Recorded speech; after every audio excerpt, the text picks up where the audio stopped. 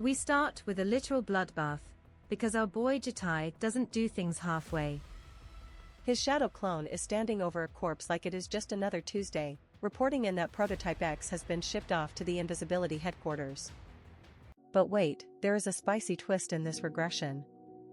Unlike the last few times GD lived through this nightmare, Prototype X is actually a female now. Talk about the world's most dangerous gender reveal party. GD is not taking any chances with this new variable. He orders his shadow to body snatch the identity of a researcher named Vera. It is time for some high-stakes infiltration to figure out who this mystery woman actually is. While GD sits there looking like a brooding K-drama lead, he is processing the terrifying lore of Prototype X. This thing is a commander-class demonic human, which is basically code for everyone is screwed. The ability this monster has is genuinely broken. It binds thousands of demonic minds into one single consciousness. The longer this thing breathes, the more powerful and insane it gets. It is a ticking time bomb of pure malice. In every other timeline, GD made it his personal mission to spawn-kill this creature immediately. But now, with the identity change, finding her is like looking for a needle in a haystack made of demons. Our protagonist pulls out his literal cheat code, the Grand Clock Authority. His eyes start glowing with that I am the main character energy as he scans the timeline for any deviations or glitches in the Matrix. Then, the vibe shifts from World War III to rom-com real quick. BOM pops out from behind a curtain, looking way too adorable, and drags our grumpy regressor into a store for some summer shopping. BOM is out here choosing violence, asking GD if a bikini looks good on her. She is teasing him so hard it is actually criminal. Look at GD's face, he is trying so hard to stay stoic while his soul is leaving his body. She even hits him with the "Are you having inappropriate thoughts?" line. This girl is a menace. GD just wants to go home and brood, but BOM is the one person who can actually make this stone-cold killer blush. Finally, she drops the act and reveals they are actually there to buy presents for the other sisters. Apparently, the legendary warrior and the green dragon are just out here doing some wholesome errands. BOM is the ultimate big sister. She noticed Joel's teddy bear is looking like it survived a blender, so she wants to get the little one a replacement. My heart can't take this level of domestic fluff. She also plans to buy a high-end wallet for Gul so the poor girl doesn't feel like a total pauper at school. As for Uriam? That red-headed fireball saw something in a movie and wants a very specific gift. BOM splits the party and sends GD to the toy aisle alone. That is a huge mistake. Sending a man who spent his life killing demons to buy a baby doll is like sending a shark to buy a tutu. Enter our villain of the week, the predatory shop clerk. She sees GD standing there with a teddy bear, looking lost and handsome, and immediately marks him as a high-value target for a retail scam. She uses her scouter eyes to analyze his wallet potential. She assumes he is a rich, clueless uncle and puts on her best fake customer service smile to drain his bank account. Target secured, indeed. GD tells her the child is 4 years old. The clerk starts her sales pitch, claiming that simple dolls are for losers and that this kid needs high-end educational playsets for her emotional development. This woman is a pro. She starts showing him doctor kits and science sets, basically telling him he is a bad guardian if he doesn't buy the most expensive junk in the store. And GD is actually falling for it. She even tries to sell him on the bonding experience. GD imagines little Joel as a nurse with a giant syringe and decided that yes, this is exactly what a 4-year-old needs. Someone stop this man. The clerk is laughing all the way to the bank as GD buys a literal mountain of boxes. She thinks she hit the jackpot, and honestly, seeing our overpowered MC get bullied by a retail worker is peak comedy. But then, GD pulls out the ultimate flex, a VIP black card. The clerk's jaw hits the floor. She realized she didn't just find a customer, she found a sugar daddy. No wonder he bought everything without blinking. Now the clerk is in full seduction mode, asking if he has a girlfriend while blushing like a crazy person. She is ready to risk it all for that black card lifestyle. Too bad for her, the real boss is arriving. BOM appears out of nowhere and grabs GD's arm, marking her territory like a pro. The clerk's face when she sees a younger, prettier girl is absolutely priceless. The sister excuse doesn't fool anyone, honey. BOM is not happy. She roasts GD for buying a mountain of trash that Joel won't even like. The clerk tries to defend her commission, but you don't argue with a dragon when she is in shopping mode. BOM shuts down the clerk with a single smile that says, "I will end you if you say one more word." She knows exactly what Joel wants, and it is definitely not a 500-piece medical kit. She picks up a simple, soft teddy bear that looks just like the old one. It is thoughtful, it is sweet, and it doesn't cost $1 million. BOM is out here saving GD from his own stupidity. We jump back to their luxury villa as the sun sets. The girls are waiting at the door like a pack of hungry wolves. It is time for the great gift reveal, and the hype is real. Jill gets her doll and is basically vibrating with joy. Gul gets her fancy wallet and is already planning her next school flex. Even our grumpy janitor is feeling the wholesome vibes for a second. But then we get to Yuriam's gift. Oh boy. She asked for an adult toy because she saw it in a movie. And no, it is not what you think, you perverts. She pulls out a whip and handcuffs like a total psycho. Yuriam starts chasing Gul around with the handcuffs, calling her a monkey and demanding to test her new toys. This house went from a Hallmark movie to a mental asylum in 3 seconds flat. While the kids are being chaotic, BOM pulls GD aside for a private moment. She gives him a beautifully wrapped gift of his own. It is a new tie, because she noticed he always wears the same one like a generic NPC. GD is actually touched, which is rare for a guy who usually feels nothing but the urge to kill. BOM even promises to buy him a full suit once she starts making her own money. She is literally the perfect wife material. GD asks if she bought anything for herself. She gives him a mysterious smile and says she will show him later. Cut to her closet where that black bikini is hanging. GD has no idea what is coming for him. Fast forward a few weeks, and the piece is over. GD is in his room, looking sharp in his new tie, when his armored knight janitor walks in. It is time for a business trip, and it is going to be a long one. GD announces he is leaving for 3 days on a mission. But the real shocker? He is taking Yuriam with him. Welcome back to the academy, where the air is thick with the scent of desperation and preteen sweat. The legendary anti-demonic human battle simulation is finally starting, and these kids look like they're about to see their ancestors. It's a 3-day survival marathon trapped inside a virtual hellscape called the Ant Nest. Basically, it's a glorified video game where the losers get a face full of dirt instead of a game over screen. Every squad of 3 has to deal with a chaperone playing operator. It's supposed to be tactical and professional, but we all know it's just a way for the adults to babysit these ticking time bombs in high definition. Our girl Yuriam is already over it. She's watching her classmates shake like leaves and calling them out for being pathetic newborns who wouldn't know real combat if it bit them on the nose. GD tries to play the responsible adult, reminding her that this isn't a solo carry mission. Right on cue, 2 sacrificial lambs named Sojiro and Jian wander over, looking for a carry. Yuriam's response? A polite "get lost, losers."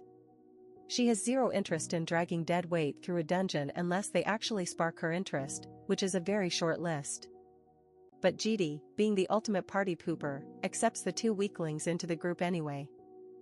Yuriam looks like she's about to breathe fire, and honestly, I don't blame her. She gives her new teammates a warm welcome by promising to kill them herself if they even think about getting in her way. Now that's what I call team spirit, folks. Enter Johnny, the local neighborhood bully who clearly skipped the How Not to Be a Prick seminar. He's busy slapping around a quiet kid and acting like he owns the place. Johnny is on a roll, mocking the poor kid for being an orphan. Because apparently, in this world, having no parents is a crime punishable by being bullied by a guy with a budget haircut. The other chaperones are just standing there watching the drama like it's a reality TV show. Johnny tells the girl to move her bangs because her face looks too gloomy for his liking. What a charmer. Yuriam wanders over, but she isn't there to save the day. She's just genuinely confused and asks the most awkward question possible: what exactly is an orphan? Johnny freezes up because even a bottom-tier bully knows that getting involved with the Red Dragon of the Blue Dragon School is a one-way ticket to the infirmary. He tries to play it cool, explaining that an orphan is just trash with no backing or money. He really thinks he's found a kindred spirit in Yoriam, which is mistake number 1.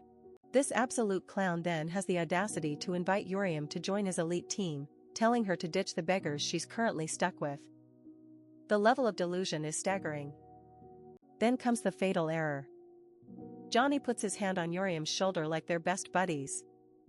You can practically hear the boss music starting as his life flashes before his eyes. Yoriam doesn't do warnings. She goes straight for the throat, asking this bowl-cut loser if he has a death wish. The vibe in the room just went from school project to crime scene. She calls him low-tier scum and makes it very clear that they are not equals. If she sees his face again, he's getting a permanent retirement from the academy. Johnny scurries away like a rat, while Yoriam is left fuming. Finally, Professor Kwon Jaitai shows up to stop the bickering and actually explain how the suicide mission works.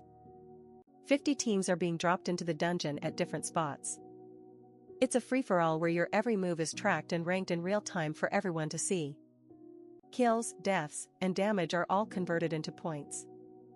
And if you're bad enough to get killed, you have to wait 3 hours to respawn. That's a lot of time to think about your life choices. The gate opens and the teams start filing into the ant nest. It looks like a damp, miserable cave, which is the perfect setting for a bunch of teenagers to beat each other up. Yoriam steps inside and immediately wants to start a riot. She's ready to rush forward and destroy everything that breathes, strategy be damned. Yoriam tells them the plan is simple: follow her and try not to be useless. Jian tries to argue for a real strategy, but she's talking to a brick wall with red hair. Jidi jumps in to focus her energy, asking her which specific team she wants to hunt down first. He knows that if he doesn't give her a target, she'll just burn the whole cave down. Yoriam's strategy is basically kill everyone in sight. She's not here for points or rankings, she's here for the satisfaction of hearing her enemy scream. Meanwhile, Johnny is still nursing his bruised ego and his literal bruises. He's acting tough in front of his squad, claiming he was just testing Yoriam's reactions. Sure, buddy. His teammates call him out for his lies, but Johnny doubles down, swearing that if he meets her in the dungeon, he's going to tear her apart. Famous last words, if I ever heard them. Suddenly, a red blur drops from the ceiling like a nightmare. Johnny's face goes from tough guy to terrified toddler in approximately 0.2 seconds. Yoriam catches them completely off guard. She hits Johnny with a strike so fast his health bar doesn't even know it's supposed to be dropping yet. It's absolute carnage. Johnny's HP plummets from 100 to 17 in a single blink. His team is screaming about a surprise attack, but they're already dead, they just don't know it yet. Yoriam stands over them with a smile that would make a demon sweat. Imagine bringing a gun to a magic fight and still getting absolutely cooked. This fodder really thought he was the main character, but Yoriam is here to remind him that he is just a walking delivery service for points. Our red-haired menace is moving so fast the guy can barely track her with his scope. He is screaming for her to stay back, but sweetie, in this world, if you see the red hair, it is already too late for your insurance policy. One clean slash and his HP bar does a magic trick and disappears. Yoriam is out here treating a life and death simulation like a casual Sunday stroll, and honestly, the disrespect is top tier. Next up on the chopping block is a guy with a sword bigger than his future prospects. He is trying to act tough, but we all know how this ends. Spoiler alert, it involves a lot of crying and a very broken ego. This idiot actually shouts that he has the higher ground like he is in a space opera. Too bad for him, Yoriam does not follow the laws of physics or common sense. She is closing the gap like a guided missile. He thinks a heavier weapon means a win, but he is about to learn that strength is not about the size of your blade, it is about who is swinging it. Yoriam is looking at him like he is a particularly annoying bug she is about to squash. Absolute strength diff. She overpowers him so hard his sword might as well be made of plastic. His health hits 0 before he can even finish his sentence. That is what we call a professional skill issue, folks. Yoriam is literally yawning, complaining that she did not even get a proper warm-up. But wait, her teammates point out there is one last survivor hiding in the corner like a cockroach. Time for the final extermination. This poor guy has 17 HP left and is begging for his face to be spared. Bold of him to assume Yuriam has even an ounce of mercy in her body. One punch later and his HP is as non-existent as his dignity. The whole area is a graveyard of broken dreams. Her teammates are standing there in awe, finally realizing that their carry is basically a cheat code. Meanwhile, GD is just chilling in the back, looking like a secret boss. Team 37 is officially deleted from existence. The system announces their respawn timer while the survivors limp away. GD just stares them down with that cold, dead-inside gaze we all know and love. Rank check. After that total wipeout, Team 50 has jumped all the way to 6th place. The teammates are celebrating like they just won the lottery, but they clearly forgot who their leader is. These two are so happy they did not take any damage, probably because they spent the whole fight hiding behind a rock. They are calling Yuriam amazing, but the vibe is about to shift from yay to run for your life. Yuriam snaps and grabs Sojiro by the face. She is absolutely livid that they were just spectating like they were watching a Netflix special. If you are on her team, you either fight or you become her personal punching bag. She is roasting them for being sharpshooters who did not fire a single shot. Are those bows for decoration, or are you guys just that useless? The fear in their eyes is the only thing keeping her from actually killing them. First place or nothing. That is the Yuriam way. She forces them to fix their gear and stop acting like toddlers. GD just watches the chaos, probably wondering if he can trade these two for a pack of instant noodles. Flash forward 2 days and we are at the control room. The professors are watching the chaos unfold on a giant wall of monitors. It is the final day of the simulation, and the tension is high enough to snap a cable.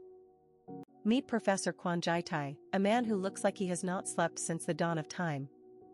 He is asking for the rankings, and he is about to get a shock that might actually wake him up.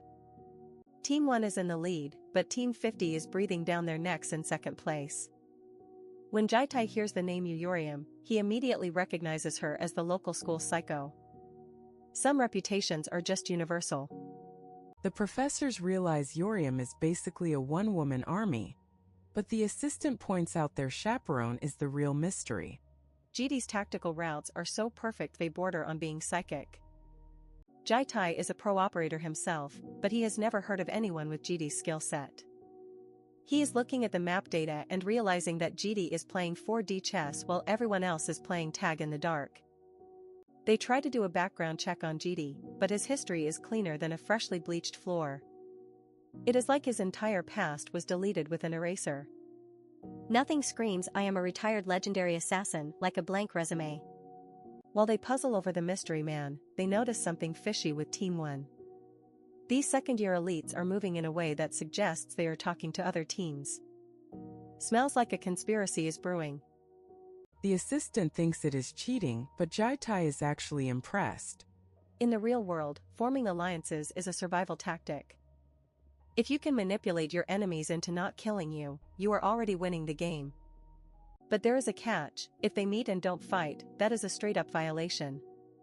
Jaitai is waiting for the moment they slip up. Meanwhile, back in the dungeon, someone is about to have a mental breakdown.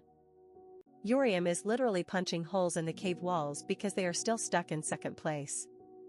She has gathered points like a maniac, but it is still not enough to satisfy her hunger for the top spot. Her teammates are begging for mercy. They are exhausted, bruised, and probably need therapy. They think 2nd place is impressive, but saying that to Yuriam is like asking a lion to be satisfied with a salad. They argue that pushing harder might cause them to lose everything. They want to play it safe and coast to the finish line. Honestly, the level of cowardice in this squad is reaching record-breaking heights. Yuriam hits them with the ultimate red flag leader speech. She calls them losers who give up the moment things get slightly inconvenient. She is not just their teammate, she is their sleep paralysis demon now. She reminds them of their promise not to drag her down. You said you would be useful, so get your asses up and start acting like it. The sheer intensity in her eyes could probably melt a glacier. She is literally screaming at them to stop living like losers. It is harsh, it is toxic, and it is exactly what these two simps needed to hear. They are crying, but at least they are standing up again. The motivation works. They are screaming and powering up, ready to take first place even if it kills them. Yoriam has a tiny, terrifying smile on her face. She has successfully brainwashed her squad into a suicide mission. GD interrupts the drama to show them something interesting carved into the walls. It is a set of secret symbols that proves the seniors have formed a massive alliance to gatekeep the top spots. Sojiro recognizes the marks. The seniors are using these signs to coordinate their movements and avoid each other while hunting down the underclassmen. It is a full-blown mafia setup inside a school exam. The teammates suggest reporting this to the professors. They think the school will step in and punish the cheaters. Poor kids, they clearly don't know who they are working with. Yoriam has a much better idea. Why snitch when you can just destroy them yourself? That evil grin tells us everything